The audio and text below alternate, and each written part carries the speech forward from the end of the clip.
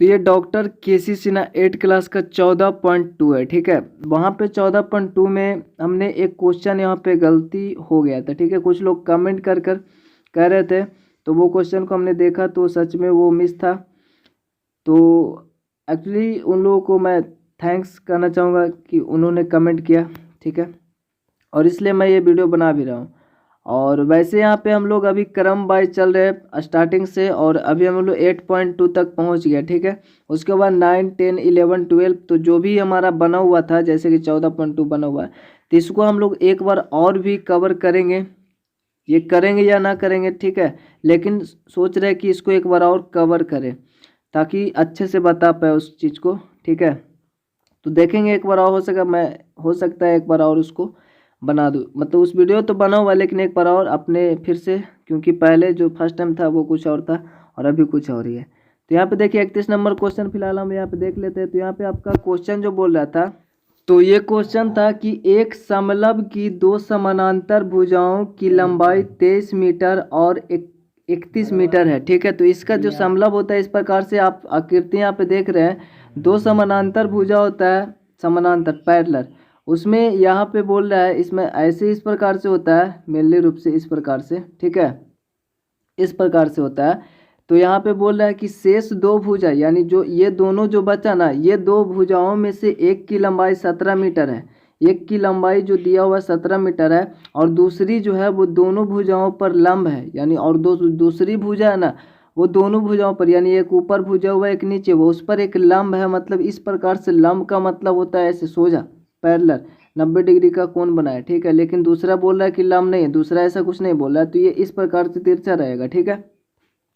तो यही 17 मीटर दिया हुआ है, लेकिन दूसरा दिया हुआ है कि ये लंब है, तो इसकी हम लोग लंबाई ज्ञात करेंगे, अर्थात ऊंचाई पता रहेगा तभी इसका क्षेत्रफल निकल पाएगा, क्योंकि इसका फॉर्मूला होता है 1/2 इंटू में समानांतर भुजाओं का योगफल इंटू में ऊंचाई होता है, ठीक है। समानांतर भुजाओं का जो है योगफल होगा और 1/2 होगा। तो हम लोग को ऊंचाई पता होना चाहिए, लेकिन यहाँ पे ऊंचाई नहीं दिया, ठीक है। तो आपको ऊंचाई कैसे निकालेंगे, तो ये जो ऊंचाई है ये कितना होगा, ठीक है, ये निकालना होगा। तो हम लोग यहाँ पे देख रहे हैं इस प्रकार से, यहाँ पे डॉट लाइन से लाए हैं, ठीक है। तो ये आपका एक आकृति बनता है, यहाँ पे देखें तो समकोण त्रिभुज बनता है, ठीक है। समकोण त्रिभुज यानी इस प्रकार से बनता है, और इसमें पाइथागोरस नियम लगता है। पाइथागोरस पर में आपने पढ़ा भी होगा। तो वैसे यहाँ पे ये आपका 90 डिग्री होता है, ऐसे यहाँ पे जो जिस प्रकार से पढ़ा हुआ है इस प्रकार से है, इस प्रकार से, ठीक है।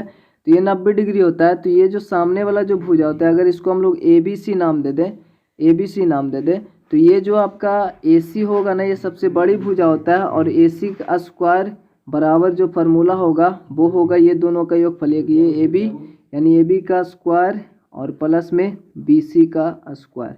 इस इधर से स्क्वायर हटाया जाता है तो ये आपका इधर रूट में आ जाता है, यानी AB स्क्वायर जो भी था AB स्क्वायर और प्लस में BC स्क्वायर, ये रूट में आ गया, तो ये AC निकलेगा। लेकिन अगर हमको AB निकालना है, चूँकि यहाँ पे ऊंचाई निकालना है, तो ये ऊंचाई हुआ, हमको ये निकालना है, तो सिंपल जो बड़ा वाला है ना उसमें से छोटा वाले को घटा देंगे, यानी ये निकालना होगा। तो ये ऊंचाई अगर इसको मान लें तो ऊंचाई निकालना होगा हमको, तो ये जो अंडर रूट में, क्योंकि इधर भी स्क्वायर रहेगा, इसको इधर भेज दिए अंडर रूट में, ये जो बड़ा वाला था ये वाला, यानी जो यहाँ पे 17 दिया हुआ है उसमें से माइनस कर देंगे ये नीचे वाला यहाँ पे पता है कितना है, तो यहाँ पे देखिए कितना है। जब ये टोटल आपका दिया हुआ 31 है, लेकिन यहाँ पे ऊपर जो तो 23 ही है इतना, तो यहाँ से आपका घेरा हुआ है ना, तो इतना भी तो 23 ही होगा, इतना 23 ही होगा, और टोटल 31 है, तो ये आपको पता हो गया ए कितना है, ए कितना होगा। तो ये टोटल में से 31 में से अगर 23 को घटा दें, इतना 23 को घटा दें, तो ये बच गया कितना, 33 और 7 30 1 31, यानी 8 बच जाएगा, यानी ए निकालना होगा। सबसे पहले दिया है गिवन लिखना होगा, आपको दिया है DC बराबर दिया हुआ है, AB बराबर दिया हुआ है, ठीक है। उसके बाद में आपका AF निकालना है, चूँकि ये रहेगा तो ही ऊंचाई निकल पाएगा। तो 31 में से 23 घटाएंगे तो 8 बचेगा। तो AD आपका 17 मीटर दिया हुआ है, ठीक है। तो यहाँ पे हम लोग त्रिभुज ADB में चलेंगे, इसमें चलेंगे, तो आपको अभी हमने बताया, तो पाइथागोरस पर में लगाएंगे तो हम लोग ऊंचाई निकालेंगे। तो ऊंचाई का फॉर्मूला जो हो जाएगा इस प्रकार से हो जाएगा, ऊंचाई है यहाँ पे, तो ये इसका जो फॉर्मूला होगा, जो बड़े वाला भुजा उसमें से छोटे वाला भुजा घटा देंगे, स्क्वायर में से भी रहेगा, ठीक है, वर्ग में, यानी 17 का स्क्वायर में से माइनस करेंगे 8 का स्क्वायर, अंडर रूट में क्योंकि इधर स्क्वायर था उसको हमने इधर भेजा हुआ है, ऐसे ही फार्मूला होता है। तो ये हो गया आपका पाइथागोरस पर में यही होता है। तो वैसे डायरेक्टली यहाँ पे लेकिन कर्ण निकालना होगा, अर्थात ये जो लंब है वो ऊंचाई निकालना होगा, तो कर्ण में से हमको ये घटाना होता है आधार, ठीक है। तो 17 का स्क्वायर में से 8 का स्क्वायर घटाएंगे तो 17 का स्क्वायर होता है 289, 200, ठीक है।